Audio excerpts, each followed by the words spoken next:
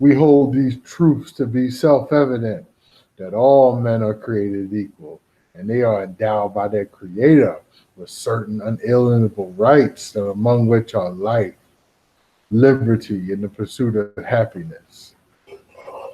Good evening, I'm Millz Lane, and welcome to American Culture Topics. Late night. Late where I am, damn it. Might not, well, maybe it ain't. I'm in a central mountain time, whatever that shit is. Anywho, what's going next? What do we need to do? Starters. There's no Trap Gardener. Trap is, I don't know. I don't know what the hell Trap doing because he ain't come on this trip. Anyway, I've been lightly paying attention to what's going on in this world. Yeah, Millz Lane and got a little wasted tonight. And Millz Lane also was looking at the Sixers with their triumphant victory against the Drake Raptors. Only good thing in Toronto is Shell B. Anyway, I need to do set some stuff up. Please give me a little bit of time as I'm on a different schedule right now. I need to do it. So it's late, so I don't expect nobody to be on all the way this late, but maybe you catch it at another time. I don't mind. Salute to everybody who's subscribed and hit that notification button. Uh, yes, it's important that we get these things going and moving forward. There's also a lot of great things that will be coming soon. We will definitely start getting. We try to get some guests on our show. There's a lot of people that we know that are starting to make some moves and moving and shaking out here, and we are very proud of all those that we know and are out here doing their thing. You know what I'm saying? Ooh, we got I am playful. Are you drunk? Yes. Some of this. Give them free advertisement. Some of this stuff, you know what I'm saying. Yeah, I'm playful. I'm out here. I'm pretty much working some long days for somebody to make money. So I'm probably working about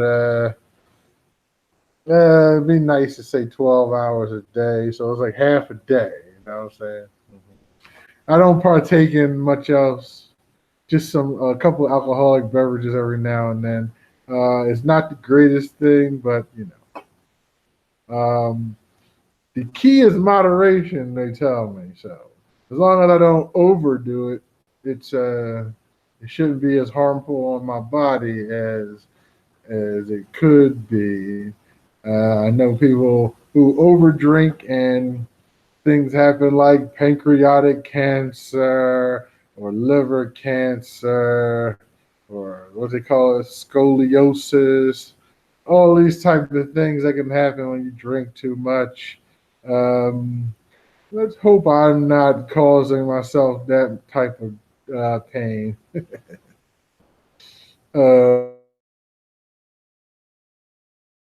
Yeah. So anyway, I've not been paying a lot of attention to America. I've been noticing some things going on. Part of town I'm in, two mass murders happened. One guy killed seven people. The other guy killed five. Also know that there was a mass murder, or at least an attempt, at the University of North Carolina Charlotte campus. So that's some bad stuff out there. We've talked about the mental side of things that people exhibit. We've talked about possibility of there being too loose of gun laws and things of that nature. But who, that's America for you, right? It's a culture topic. Tonight, I was thinking to just let it rip. Um, America's just doing what they're doing, and since I've been on the air, I lightly brushed on the Mueller report. Um, I don't have much of an update in that, except just if they want to waste the Congress time to deal in that, then let them. Um, I guess it's better than picking a war. So fix America the best you can if it needs to be fixed, right? Um, while I'm searching for something to talk about, I'll go to the This Day in History segment. On this day, I believe in 2011, U.S. forces stormed up in Pakistan, and we were able to defeat Osama bin Laden as he was murdered on this day. Um, Pretty interesting because the news pretty much spread fast. It's 2011, and we all have smartphones by now, or at least getting better smartphones, where we can take an update and look at things. And as the news traveled that Osama bin Laden has been killed, you just started seeing a great um, amount of feeling and wellness from all of the Americans. That, yeah, the guy that orchestrated the September 11th attacks, 2001, had finally been captured, not captured, but executed, well, killed in combat. There you go. And so that was about almost 10 years after 9/11. So it was a great feeling, I feel, for a lot of Americans. Some thought it was going to be the end of the Iraq and Afghanistan war, but we found that it would not be. It's also interesting that he was found in Pakistan, a country that is an ally of the United States, a country that also does have nuclear weapons, and also told us that if he was there, they would let us know. Yeah. So maybe they didn't know, but I'm not going to speculate. The history is written the way it was written. Um, SEAL Team 6 was the team that went in. They went in with two Apache helicopters. The story goes that one went down, um, and they had to get out of there before the Pakistan forces arrived. Because if the Pakistan forces arrived, then they would have to pretty much fight because they crossed in the borders that they weren't supposed to be in. But anyway, Osama bin Laden was in one of the rooms upstairs. They found him. They saw him. I guess he must have reached for something. Whoa. And they decided to execute him there. He was also, the body was taken, uh, put onto one of our naval aircraft carriers, and his body was thrown in a river, and he was buried at sea. So that concludes this day in history, 2011. Osama bin Laden murdered. Yeah. Okay. We got Jean Paul Chaton. Salute to you for joining as well. And good evening. Did you guys catching up? Yeah, it's late night, and I've been having a little bit of celebration watching my Sixers. All right, I don't want to go too deep into that because it's early in the series. They need to win more games, and I'm not one to boast too early. Um, Unlike some other folks I know, Melquan. Anyway, What's good out in this world, people? Yeah, I've been trying to catch up the Ruckus show. I catch it for about like maybe 15 minutes and I'm out. But at night, at least I get the night shows. I was able to watch WTFU America. That show was pretty tight. All three hosts was on point. I was loving that show this week. They were just touching on stuff that I just wanted to hear, and it was pretty good.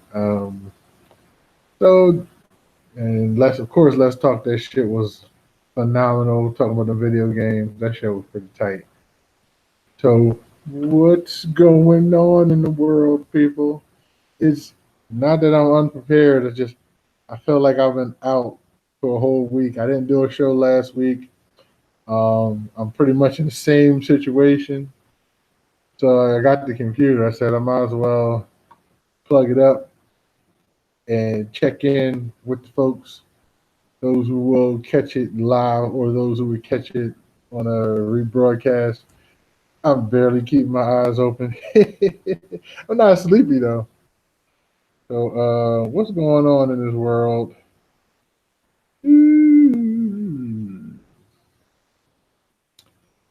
I don't know. I saw something. Well, I wanted to talk about last week, but I didn't do the show. Um, NFL player Tariq Hill, he had an issue with his 3-year-old child where apparently he might have broke his child's arm, and I think he was called up for it, and the charges were dropped.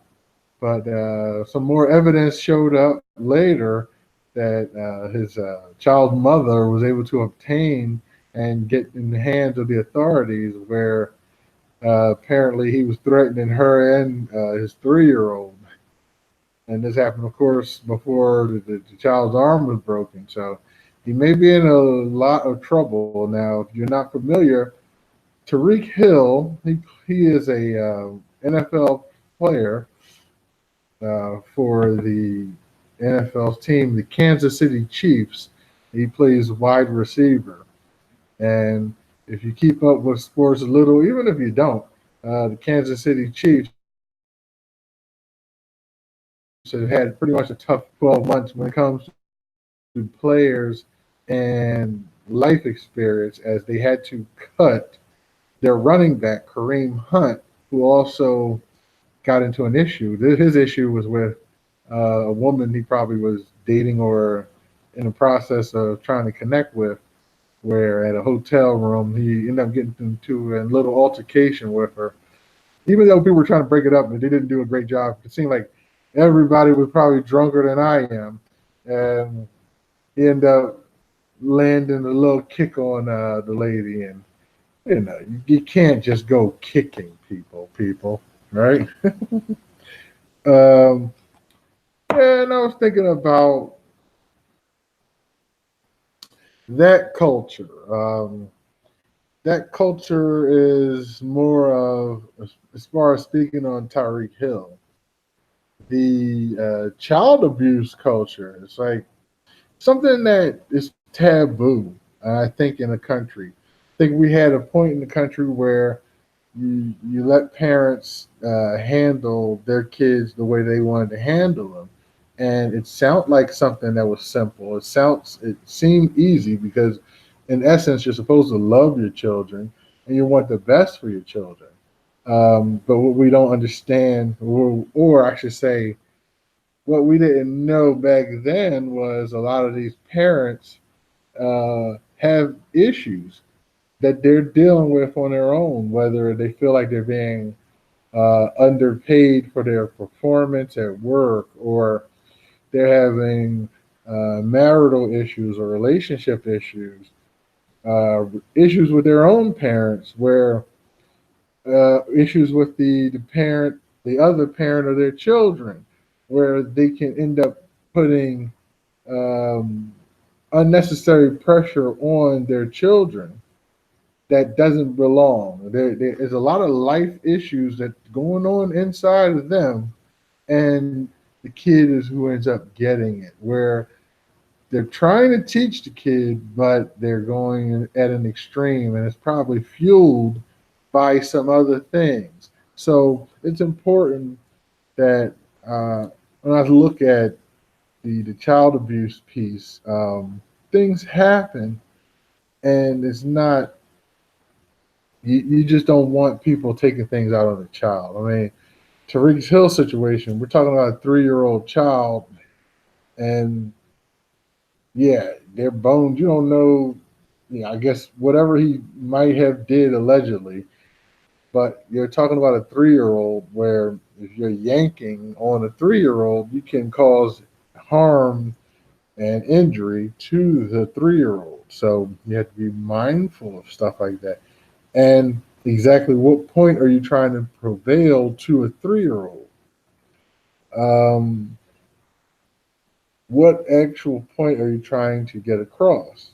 So as the years go on, when you have children, speaking from a parental standpoint, you have to adapt with the times.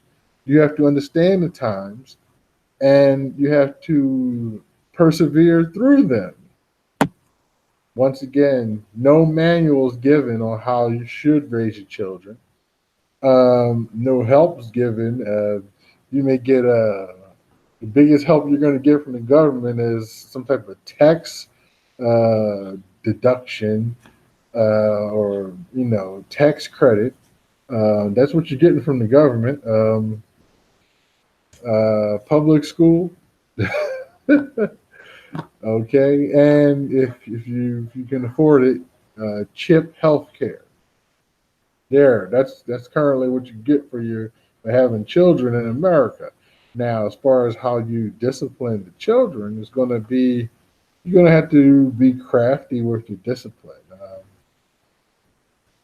As time went on, and technology grew, I knew that, you know, taking away electronic rights, as I like to call them, you take away those electronic rights from the children, and you see a change. You shut down that Wi-Fi, and you get a little bit more children paying attention a little bit more, right? Yeah, but 3-year-olds don't care about no Wi-Fi. Well, some of them. I'm starting to see some that have their face in YouTube. Okay, so, but hey, that comes with whatever, right? That's parenting. That's just dealing with the child. But hey, child abuse is serious. It happens in every race, I believe. I don't think that there's no race that's free from it. When I say race, I mean when you determine if somebody's per se white or black or Puerto Rican or Mexican, those are not races, right? What is it? Latino is the race. Uh, Asian is the race. Whether it's uh, Asian like Chinese, Japanese Asian, or Asian like Indian Asian, everyone has some type of or Russian Asian. There you go. And European. There you go. Everybody has some type of discipline for their children. And in America, the law says you are not allowed to torture your children. Torture. That's one word. Um, you're not allowed to abuse the children. Is it open ended? What do I mean by that? I mean, we look at a lot of things as abuse these days. We look at verbal abuse, right? Emotional abuse. That's what we look at these days. So you're not allowed to abuse a child. You have to take these into, of course, physical abuse. That's a given. So you have to have an understanding of all of these things. Um, so Mr. Tariq Hill, I hope he realizes his mistakes allegedly, if he made them allegedly. But just understanding that your child and at certain ages they start to remember everything. I remember a lot of whoopings I got. Okay, And I'm sad to say that I'm happy for them. I think they left me in a position to make me make better decisions. Maybe because they all came out of a love standpoint. Maybe they came out when I got them, they were because of an action and it was explained to me. So I'm not sitting here wondering why I got hit. As I guess they figured out I knew what I was doing, and if I was old enough to know and know right from wrong, then they can explain it to me. And I get that whooping. So, or get that switch off the tree when I had to go down south. Or dad, whatever. Mom, whatever. They live in two different places. But when it came to disciplining this guy, that was part of it. Um, yeah, one time, some was where we're from, they call it DHS. Some people say CYS. Um, they did come to our school and asked me some questions. So apparently somebody snitched on Mama, and you know I just I rode like nah, it's no issue. I was the oldest, of course, but I didn't feel like it was an issue, and so I said it wasn't an issue. Um, I knew I never got like no beaten because for no reason, so I didn't think it was an issue. I guess I believed in accountability at a very young age. I was blessed with the accountability gene, so sheesh.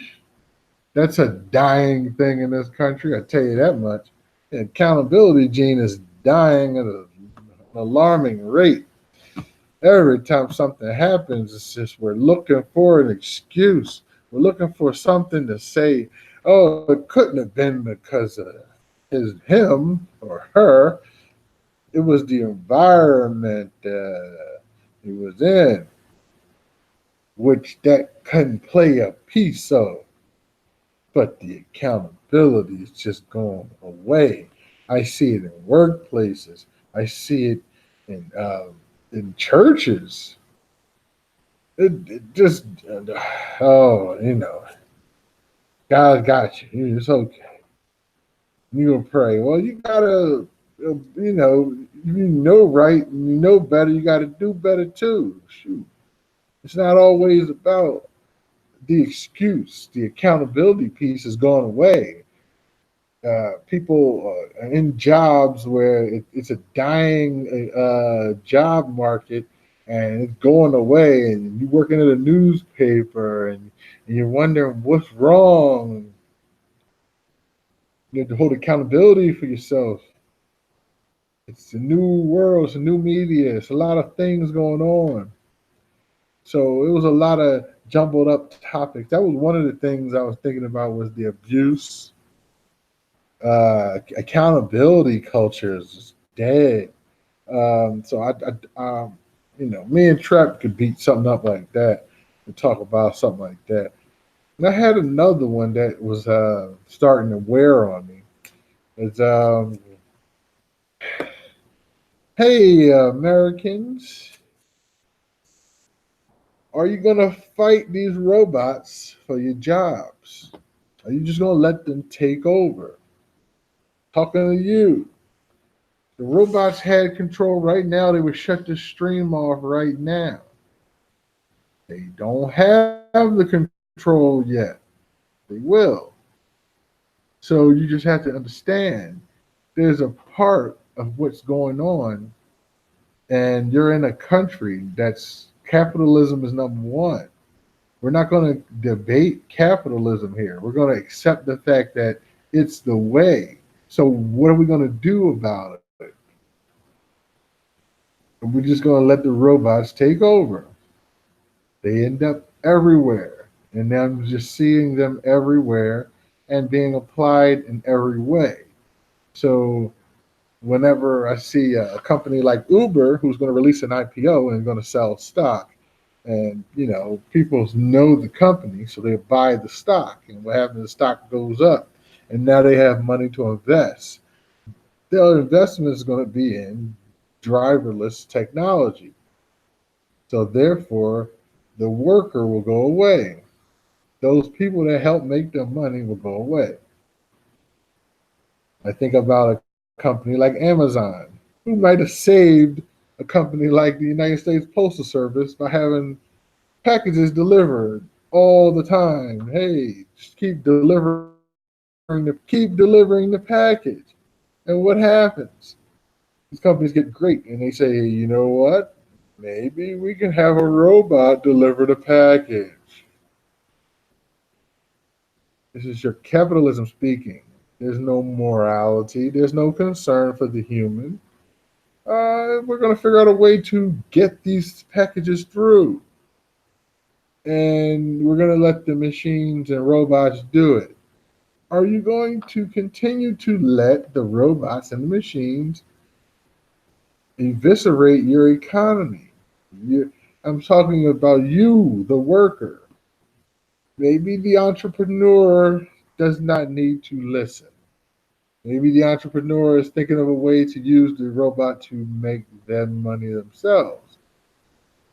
You have to understand it's about capitalism, capitalizing on every situation, making the money the best way possible, not paying as much as you have to, using every tax advantage possible, doing what you can to make sure that you win and no concern for anybody else.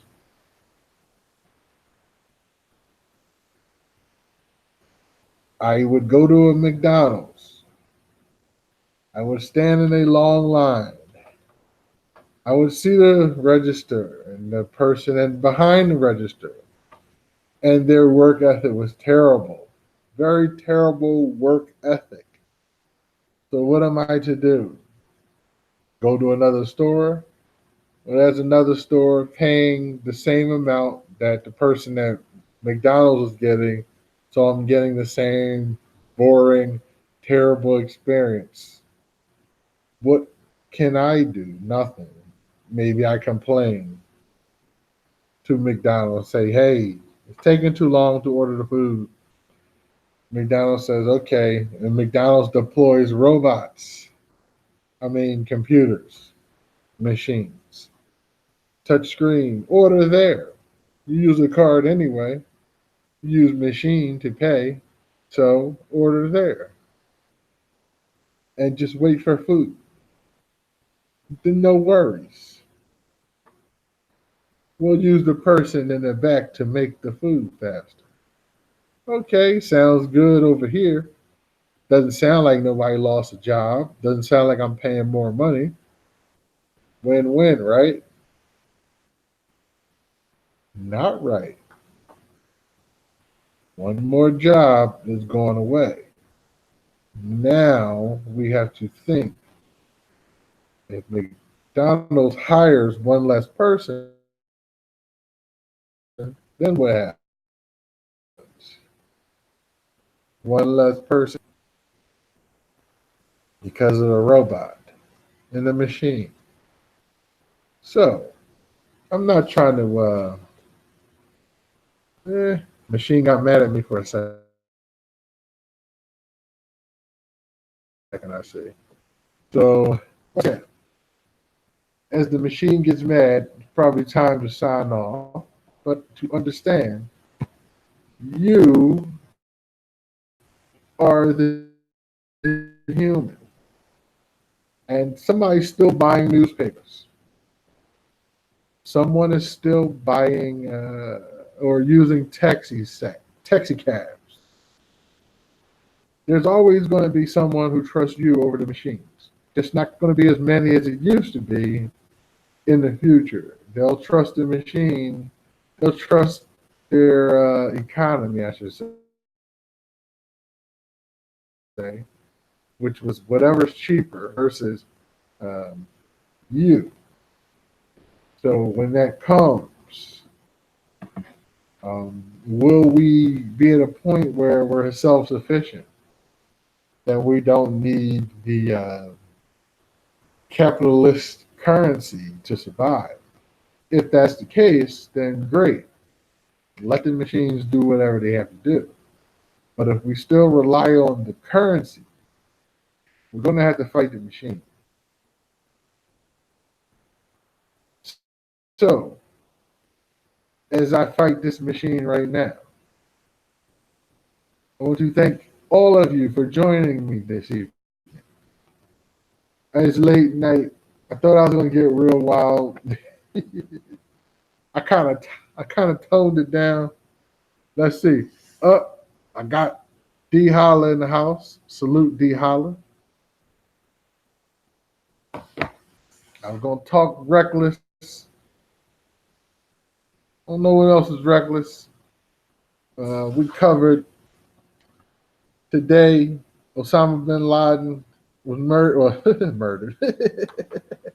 Osama bin Laden was killed in action during